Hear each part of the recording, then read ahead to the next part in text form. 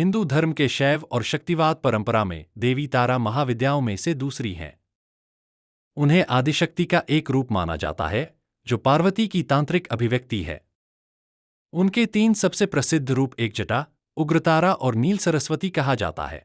मां सर्वदा मोक्ष देने वाली, तारने वाली हैं, इसलिए इन्हें मां तारा कहा जाता है। महाविद्याओं में ये द्वितीय स्थान पर परिगणित हैं। अनायास ही वाक शक्ति प्रदान करने में समर्थ हैं, इसलिए इन्हें नील सरस्वती भी कहते हैं। तारा देवी भयंकर विपत्तियों से भक्तों की रक्षा करती हैं, इसलिए उग्रतारा है। बृहन नीलतंत्र आदि ग्रंथों में तारा माता के स्वरूप की विशेष चर्चा है। हयग्रीव का वध करने के लिए इन्हें नील विग्रह प्राप्त हुआ था। ये शवरूप शिव पर प्रत्यालीढ़ मुद्रा में आरूढ़ है। तारा माता नीलवर्ण वाली, नीलकमलों के समान 3 नेत्रों वाली तथा हाथों में कैंची, कपाल, कमल और खड्ग धारण करने वाली हैं। ये व्याघ्रचर्म से विभूषिता तथा कंठ में मुंडमाला धारण करने वाली हैं। शत्रुनाश, वाक्शक्ति की प्राप्ति तथा भोगमोक्ष की प्राप्ति के लिए तारा अथवा उग्रतारा की साधना की जाती है। रात्रि देवी की स्वरूपा शक्ति तारा महाविद्याओं में अद्भुत प्रभाव वाली और सिद्धि की अधिष्ठात्री देवी कही गई है। पौराणिक कथाओं के अनुसार देवी तारा की उत्पत्ति उस वक्त हुई थी जब समुद्र मंथन से विष निकला, जिसे भोलेनाथ ने ग्रहण किया था।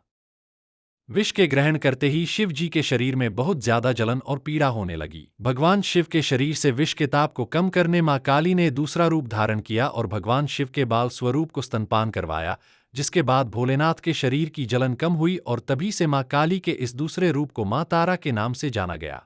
बौद्ध धर्म में तारा की उत्पत्ति अवलोकितेश्वर, बोधिसत्व के आंसुओं से मानी गई है। एक कथा के अनुसार अवलोकितेश्वर ने संसार के दुखों को देखकर आंसू बहाए थे और उन आंसुओं से एक कमल का पुष्प प्रकट हुआ।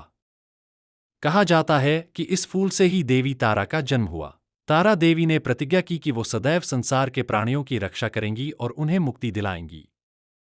मां तारा को बौद्ध धर्म में तारिणी, संसार के बंधनों से मुक्त कराने वाली, के रूप में भी पूजा जाता है। भारत में सर्वप्रथम महर्षि वशिष्ठ ने तारा की आराधना की, इसलिए तारा को वशिष्ठाराधिता तारा भी कहा जाता है। वशिष्ठ ने पहले मां तारा की आराधना वैदिक रीति से करनी प्रारंभ की, जो सफल न हो सकी। उन्हें अदृश्य शक्ति से संकेत मिला कि वे तांत्रिक पद्धति के द्वारा, जिसे चिनाचारा कहा जाता है, उपासना करें। जब वशिष्ठ ने तांत्रिक पद्धति का आश्रय लिया, तब उन्हें सिद्धि प्राप्त हुई। यह कथा आचार तंत्र में वशिष्ठ मुनि की आराधना उपाख्यान में वर्णित है। इससे यह सिद्ध होता है कि पहले चीन, तिब्बत, लद्दाख आदि में तारा देवी की उपासना प्रचलित थी।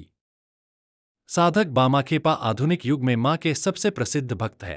तारा च तारिणी देवी नागमुंड विभूषिता, ललज्जवा नीलवर्णा ब्रह्मरूपधरा तथा नामाष्टक मिदं स्तोत्रम य पठेत शृणुयात्पि तस्य सर्वार्थ सिद्धिः स्यात् सत्यं सत्यं महेश्वरी। अर्थात मां तारा, तारिणी, नागमुंडों से विभूषित, चलायमान जिह्वा वाली, नील वर्ण वाली, ब्रह्मा रूपधारिणी है। इस अष्टनामात्मक ताराष्टक स्तोत्र का पाठ अथवा श्रवण करने से सर्वार्थ सिद्धि प्राप्त होती है। Thanks for watching.